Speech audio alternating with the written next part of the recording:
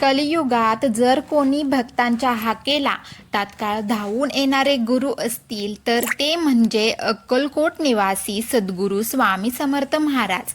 भिवू नकोस, मी तुझ्या पाठीशी आहे. हा केवळ शब्दांचा आधार नाही तर लाखो भक्तांनी अनुभवलेली जिवंत सत्यता आहे. स्वामी समर्थ महाराज आजही जिवंत आहेत. स्वामी समर्थ महाराज समाधीस्थ झाले पण ते गेले नाहीत. हे वाक्य अनेक भक्त सहज बोलतात, पण ज्यांनी अनुभव घेतला आहे त्यांच्यासाठी ही फक्त श्रद्धा नाही, ती जगलेली सत्यकथा आहे. स्वामी समर्थ महाराज हे देहाने अदृश्य झाले असतील, पण त्यांच्या कृपेचा प्रवाह आजही अखंड वाहत आहे. आजही ते भक्तांच्या हाकेला धावून येतात. फरक इतकाच आहे, आपल्याकडे श्रद्धा आहे का आणि संयम आहे का. एकदा एका साध्या कुटुंबावर मोठे संकट कोसळले होते.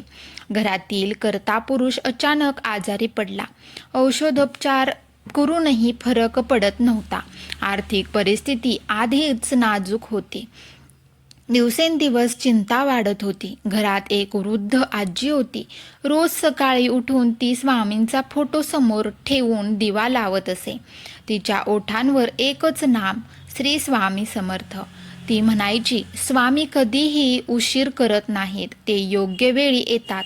घरातील लोक हताश झाले होते, पण आजीचा विश्वास अढळ होता. एक रात्री आजार खूपच बळावला. डॉक्टरांनीही हात वर केले. घरात शांतता होती, पण त्या शांततेत भीती दडलेली होती. तेवढ्यात आजी उठली. तिने स्वामींच्या फोटोसमोर बसून डोळे मिटले. अश्रू गळत होते, पण आवाज नव्हता. ती म्हणाली, स्वामी, तुम्हाला सांगायला काहीच उरलं नाही. तुम्ही सर्व जाणता. फक्त तुमच्यावर विश्वास आहे आणि मी थांबणार आहे, संयम ठेवणार आहे. हीच खरी भक्ती होती. मागणी नव्हे तर समर्पण आहे. रात्री साधारण 3च्या सुमारास घराच्या दारात कुणीतरी हळूच टकटक केली. इतक्या रात्री कोण असेल. दार उघडताच एक साधा, अंगावर मळकट वस्त्र, डोक्यावर फेटा बांधलेला वृद्ध उभा होता. डोळे तेजस्वी, चेहऱ्यावर विलक्षण शांतता. तो म्हणाला, काळजी करू नका, सगळं ठीक होईल. घरातील लोकांना काही सुचले नाही. त्या वृद्धाने आजारी माणसाकडे पाहिले, कपाळावर हात ठेवला आणि शांतपणे म्हणाला, स्वामी पाहतायत सगळं. आणि तो निघून गेला. चमत्कार की कृपा. सकाळी उठल्यावर आजारी व्यक्तीची प्रकृती थोडी सुधारलेली होती. दिवसेंदिवस ती पूर्णपणे बरी झाली. डॉक्टरही आश्चर्यचकित झाले. त्या वृद्धाबद्दल विचार करताच आजीच्या डोळ्यात पाणी आले. ती म्हणाली, तो कोणी साधा माणूस नव्हता, तो स्वामीचाच रूपात आलेला होता.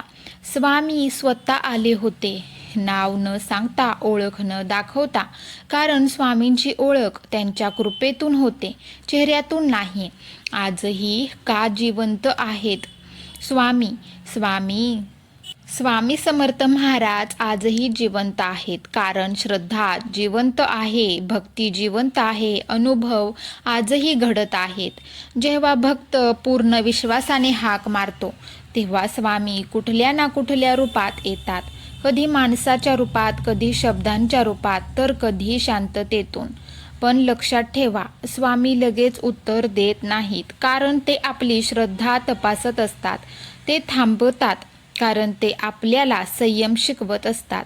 शेवटचा विचार. आज अनेक जण म्हणतात, स्वामी माझं ऐकत नाहीत, पण खरं तर स्वामी ऐकत असतात. आपण किती वेळ विश्वास ठेवतो हे ते पाहत असतात. श्रद्धा प्लस संयम = स्वामींची कृपा असते.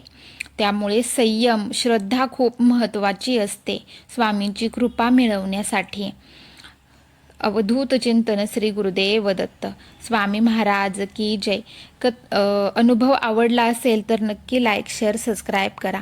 भेटूया पुढच्या अशाच नवीन अनुभवासोबत. श्री स्वामी समर्थ.